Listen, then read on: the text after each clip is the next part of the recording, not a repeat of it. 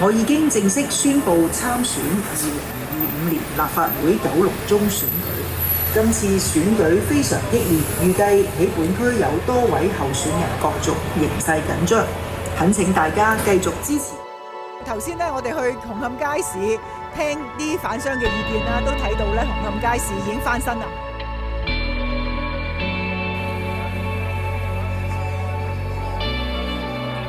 不過咧，我哋需要咧更多市民嚟支持街市嘅服務。咁而家街市咧都開始咧有網購嘅服務啦，咁都係一路咧向住時代嘅需要咧出發。咁我哋繼續努力改善街市嘅營商環境，希望大家多啲支持本地經濟。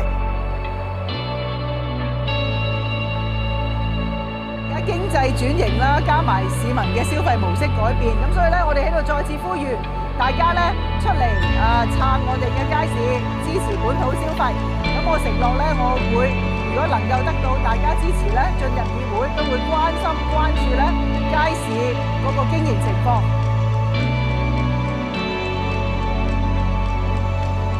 今日咧落區咧就聽大家意見，咁呢段時候咧都係知道咧經濟咧係確實咧係面對挑戰嘅。咁街市販商都反映咗咧而家街市面對嘅經營嘅新情況。